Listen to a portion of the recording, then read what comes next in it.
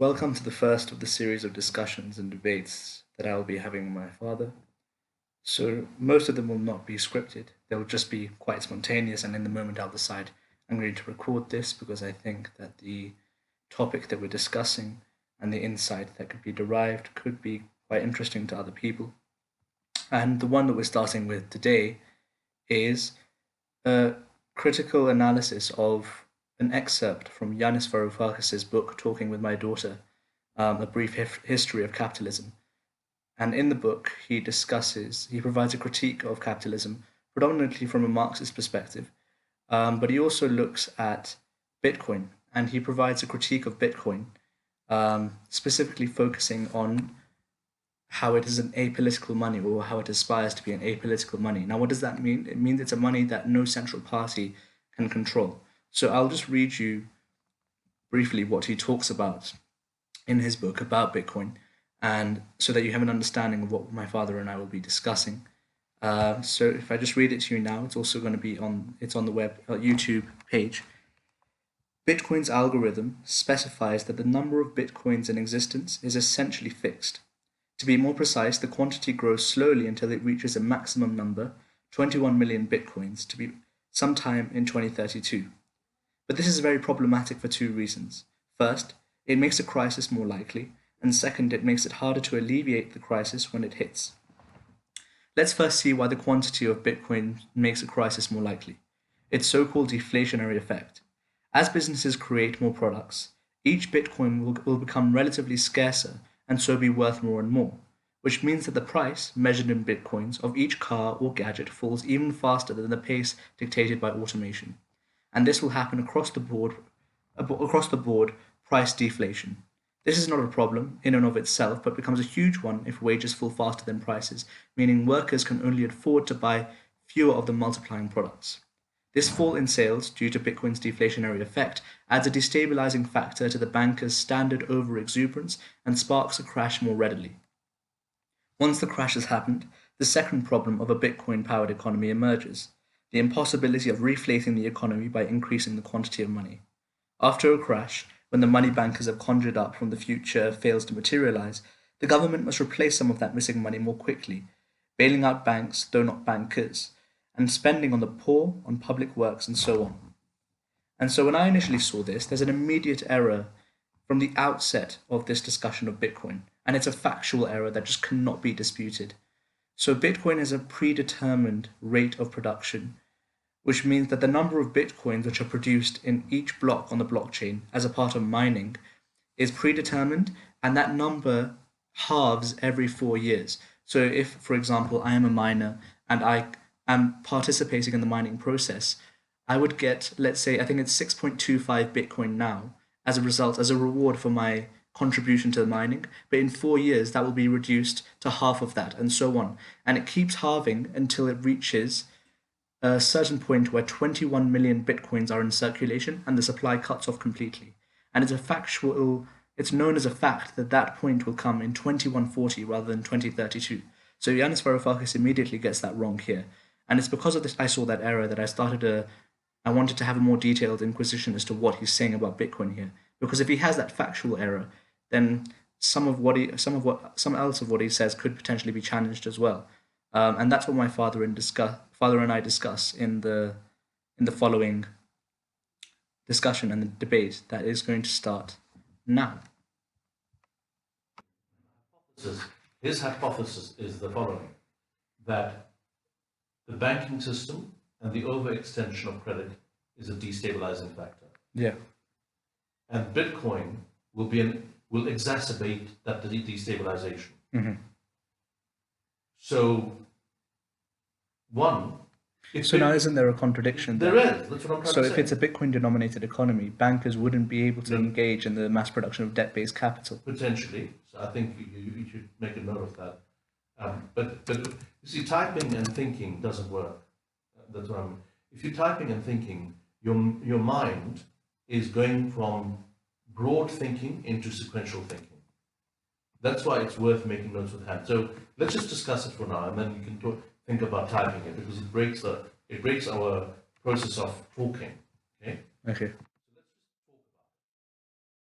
not trying to put it down, and then we can look. So what you're saying today is he's saying one, bankers with their exuberance and overextension of credit create a destabilizing economy, Mhm. right? So in the absence of Bitcoin, is the economy going to stabilize on its own? No. What's going to happen? The issue with Bitcoin is No, that forget Bitcoin.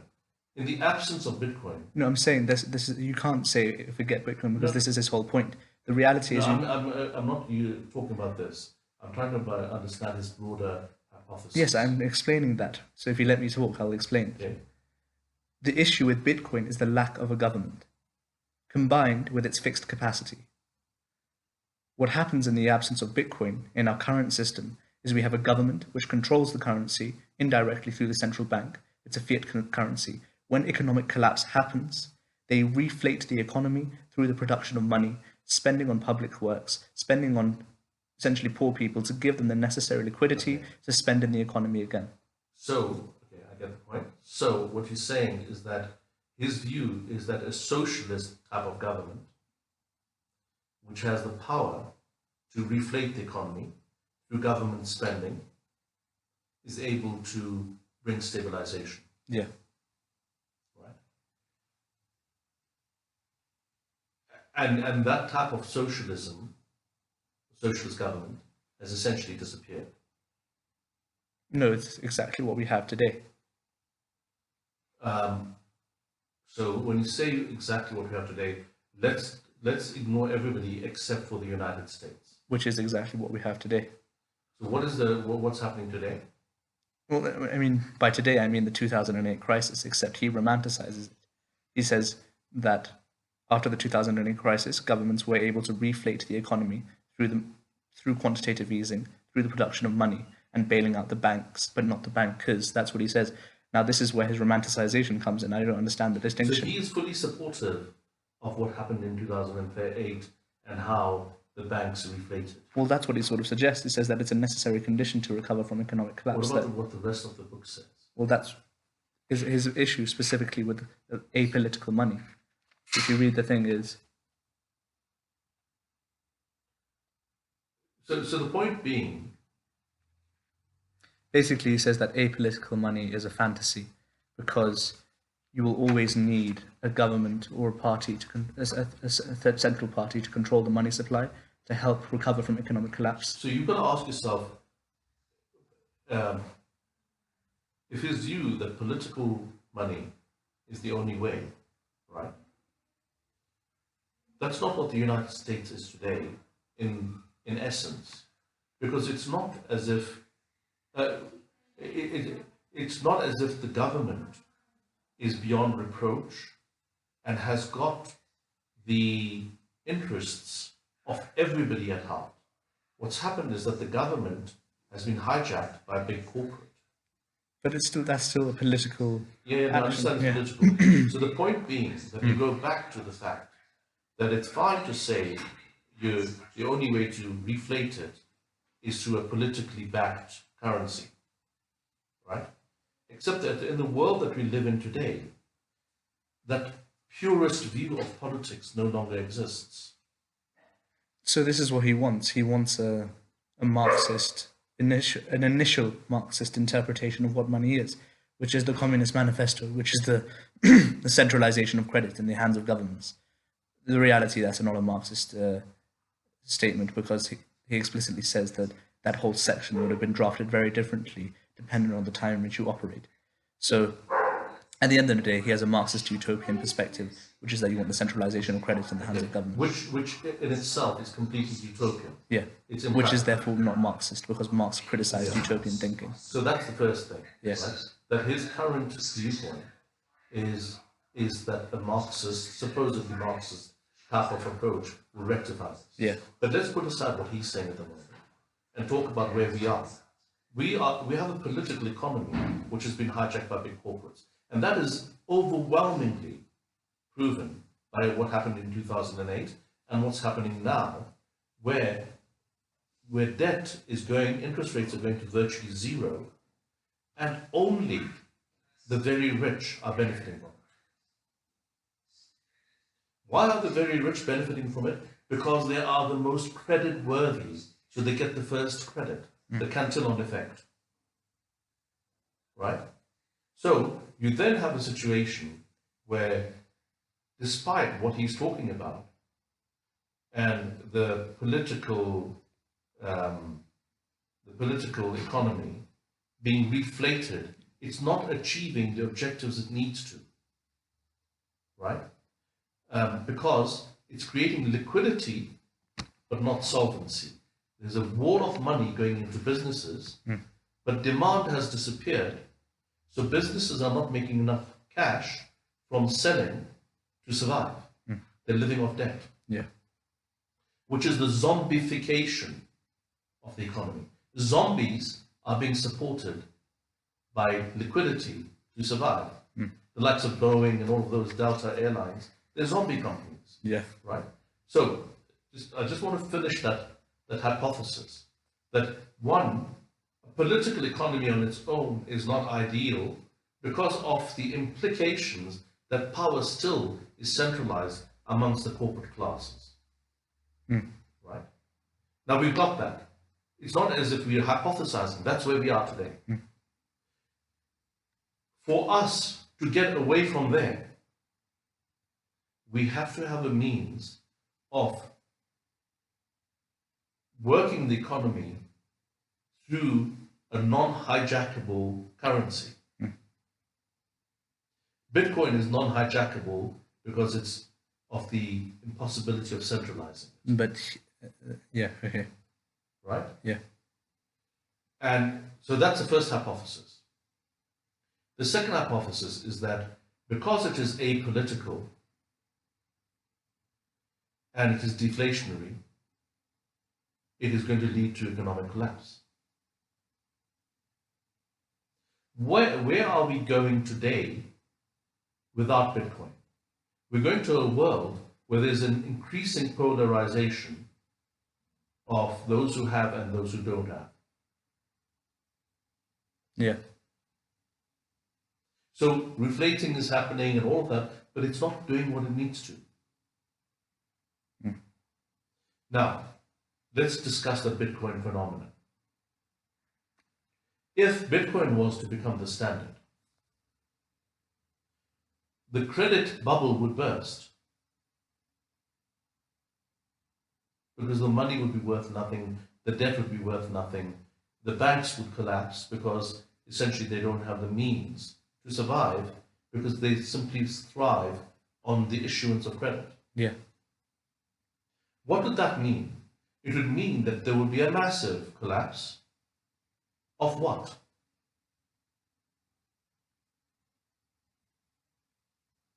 The biggest companies today, what do? And if they are undermined or become smaller, what will the impact be on society? Well, that you can't say that definitively. We can't. But that's the logical progression, isn't it? Yeah. Because when he talks about societal collapse or economic collapse, Yeah. it's going to be all these companies that are going to start failing. So the Monsanto will fail, but so could Google fail. But those that are most exposed to the credit in the economy are the ones that are asset heavy, that have got a lot of debt anyway, and that are working in manipulated markets. Yeah. So what I'm saying is that isn't it a necessary outcome so that fiat companies, fiat food, and all of that is undermined partly because it is so heavily supported by the very corporates that are gorging on the credit and their regulatory advantage over everybody else.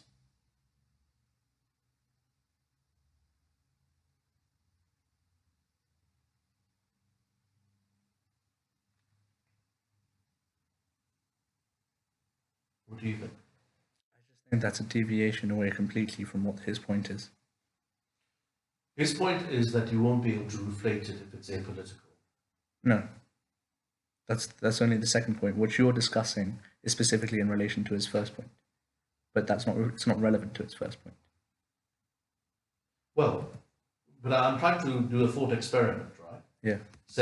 He's saying, so let's assume there is Bitcoin and there is societal collapse. But okay, so I understand now, but isn't that more of a secondary consideration, what you're talking about? I'm trying to attack specifically his argument. You're talking about hypothetical scenarios. Okay. So, but how do you attack his argument without going through the hypothesis? Well, specifically, if you start from the basis, it's a Bitcoin-denominated economy. Move away from the corporate stuff. Just stop thinking about that. Just think we all transact in Bitcoin. That's it. Because Bitcoin is deflationary, because of the halving phenomenon, because it has a fixed capacity, as more goods are produced, the number of goods in the economy being produced relative to the amount of money that we have is increasing, which means that Bitcoin is deflationary. Your single Bitcoin can purchase more and more because the quantity of goods is going up based on relative scarcity, right? Okay, carry on. Do you get that? I get that, but I have a question. Okay. You want to finish or shall I ask a question? So let me just quickly finish. Based on the relative scarcity of the number of Bitcoin in circulation compared to the number of goods being produced in the economy, you have a deflationary currency, which means that prices decrease. This in and of itself would mean, let's just say, for example, that because prices decrease, you as a consumer have more purchasing power. However, he then says, if wages fall faster than prices, meaning that your wage, which you are receiving in Bitcoin, is decreasing at a faster rate relative to the rate at which prices of goods are decreasing, your purchasing power is actually decreasing. Now, why would wages decrease? A wage is an exchange for labor, which is a commodity in itself. So, this is what we have to disentangle. Why would wages fall faster than prices? Because companies can't afford you. Because demand is disappearing. So no, but he says that's an effect. That's not the cause. Well, you can't separate the two. No, but the thing is, what kicks it off initially? Why would wages fall faster than prices initially? Because there is no demand. So no, but that's not. No, but that's. Why would there be no demand? Because if you have more purchasing power with your currency, there would presumably be more demand. No, because it's not as if everybody's got the same amount of purchasing power and it's going to remain there. If wages are falling, it's not as if something just goes like that. Wages are starting to fall over time. As wages are starting to fall, people's ability to consume is going to reduce, isn't it? If people's ability to consume is reducing, their demand is decreasing. But what I don't understand is... So hold on, let me finish my point. If demand is decreasing, they cannot keep on producing because nobody's buying it. There's a demand and supply equilibrium that's going to be created, which means that people will buy only what they can afford with Bitcoin. But I think you're misunderstanding what I'm saying. I'm saying if you look at wages and prices falling denominated in Bitcoin, what kickstarts that spiral towards economic collapse? Because he specifically emphasizes prices falling, wages falling faster than prices falling. Both of them are falling, but wages are falling faster. That's my point, Saleh, that I'm saying that demand is overstimulated because of credit. So when the credit bubble disappears, you can't reflate anymore. People are not going to be able to consume as much. But companies are not going to be able to borrow as much. Therefore, they're not going to be able to pay the wages as much. So everything is going to be in a state of deflation. The debt bubble is going to collapse or burst. Credit is going to be less available. You can't go and inflate your way out of a problem. You're going to have to produce less and consume less. So now that presupposes the mass production of credit and a credit bubble, the existence of a credit bubble. Now, if you're in a Bitcoin-denominated economy, what does that mean? So, what does it mean? Because the reality is you can't... No, what I'm saying is that before a Bitcoin economy, So maybe No, but this is the thing. You can't say before a Bitcoin economy because our scenario is specifically in a Bitcoin economy. yeah, but and that's where I think it is completely nonsensical. No, but if you just think about it, because this is what we're challenging him, we're challenging his scenario. If you are in a Bitcoin denominated economy and you have the banks, the way in which they mass produce credit is through fractional reserve banking. And the way they achieve that is through lack of transparency regarding how much they hold in reserves relative to how much they're lending out. If you are in a Bitcoin denominated economy, everything is on the blockchain, which includes your savings in the bank, which means you have complete transparency as to how much they are lending out relative to how much is held in reserves, which means that they cannot mass produce credit to the degree that they initially could in a dollar denominated economy, because if they did, you would see it, you would take your money out, which would cause a bank run, which would cause economic collapse. Which means that the prerequisite for this whole scenario of an economic collapse being a credit bubble cannot manifest in the first place because of the transparency of banks operating on the blockchain. Which means you won't have a scenario in which the credit bubble bursts, which in turn leads to a lack of credit being provided to companies, which in turn leads to them not being able to produce as many products and having to lay off workers, which in turn leads to wages falling, which in turn leads to lack of demand, which in turn leads to economic collapse. So the whole thing rests on a premise of a credit bubble which wouldn't happen in the first place in a Bitcoin denominated economy. Agree. I agree. So if you create a closed world of only Bitcoin, forget where we are today, only Bitcoin, right? That the world suddenly, we switch off the light, switch it on, and we're in a Bitcoin world. Yeah. What he's saying is absolutely true. That the blockchain and the inability to create fractional banking, right, means that there is no inherent credit bubble because it's impossible to do that because of the visibility, the transparency, and all the other things. Yeah. So yes, in that world, you effectively have an equilibrium arising from supply and demand being dynamically managed without the reflation and deflation caused by fiat currencies and credit bubbles. Yeah. Right? Okay, I accept that. Okay. So I know we're talking like economists, and economists, to my mind, are mostly wankers because it's just mental masturbation most of the time. Can I just speak how I see that happening? Okay. Right? Yeah. What would bring about a world like that? So how do you think over time a Bitcoin economy will arise? What will happen? The incorporation of Bitcoin as a reserve currency in central banks. And what is the implication of that? That you have a Bitcoin standard in which the new currency, which is based on the value of the underlying Bitcoin reserves, cannot be mass produced or inflated to the degree that the current dollar economy. And the implication of that? That when a scenario comes where you have... Well, take the world as it is, and let's assume that we adopted that. Yeah. What will happen? When there is economic collapse, central banks cannot inflate the currency to such a large degree so as to bail out. Not only when there is an economy, it means the destruction of a vast swathe of the financial services industry as it is today. Because 9 out of 10 banks will not be able to function. They disappear. Fiat credit disappears. Less money available. We haven't reached the Bitcoin standard completely yet. There's a transition going on. As that thing happens, as that deflation happens, demand is decreasing. So let's take what's happened in COVID as an example, just to hypothetically play out what's happened for us. COVID happened, our demand for things disappeared virtually. How much have we gone out?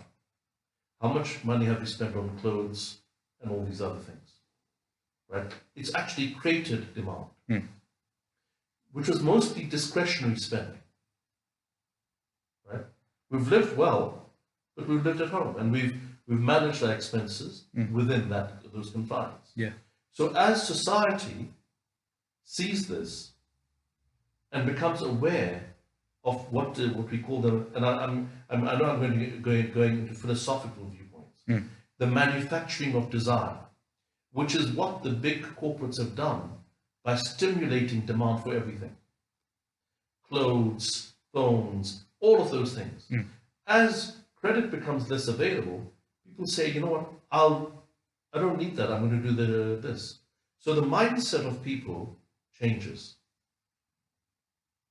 because it's no longer high time preference. It's becoming medium time preference and low time preference as they become aware of what's happening to the world. Yeah. Now, is that really going to happen? I don't know. Is that idealistic? Not necessarily. I don't think that's necessarily the case. Okay. Because what you're seeing is, with the financialization of the world economy, especially the US economy, people in scenarios of volatility, much like a trader would, have high time preferences or are dominated by high time preferences, which is why they are taking their additional money and putting it into a volatile stock market, which is rising rapidly, which they know is going to burst soon because they're seeking to reap immediate rewards.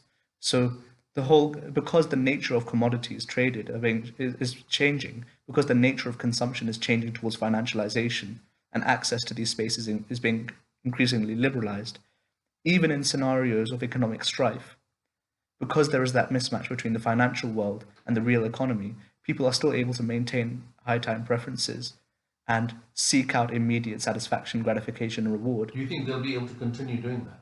No, but that's the thing. So they're completely short term in their perspective. But what do you think the logical progression of that is? I don't think they ever learn. I think the majority of people are dumb economically. No, I know, but what do you think will happen at a macro level? At a macro level, you're going to see the burst of the bubble eventually. A lot of people are going to lose their money. Then the main people who the government will subsidize in the reflating of the economy will be the banks and the bankers. But let's assume that Bitcoin is starting to be adopted in that time. Well, that's now, so it's not being adopted rapidly now. No, but I'm hypothesizing. Yeah. What if Bitcoin is starting to become a standard?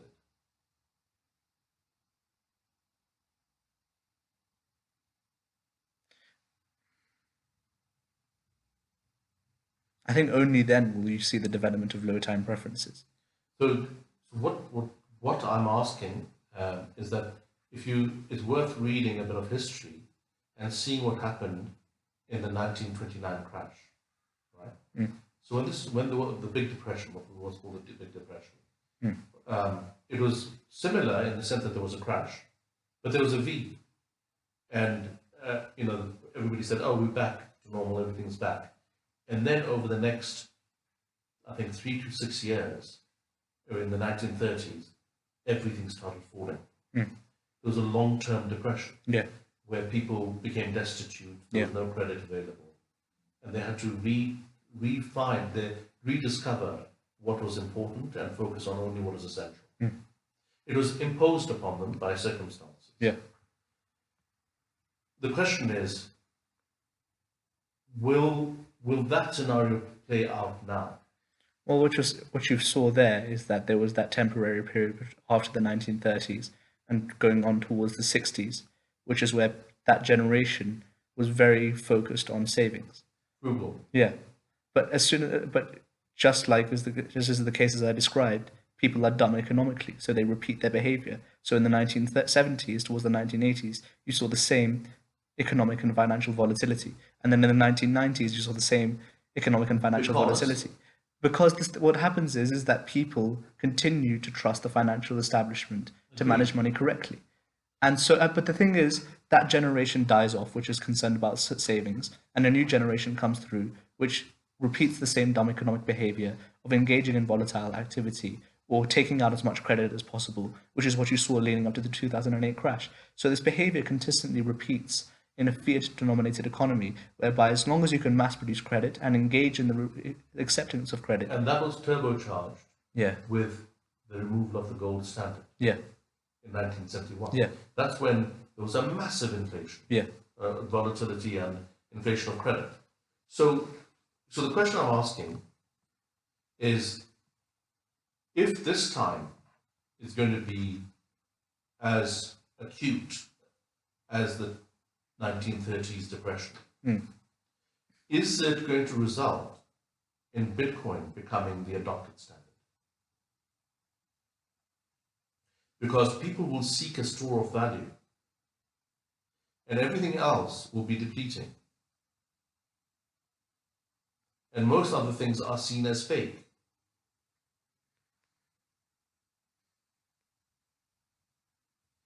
Is it a paradigm change?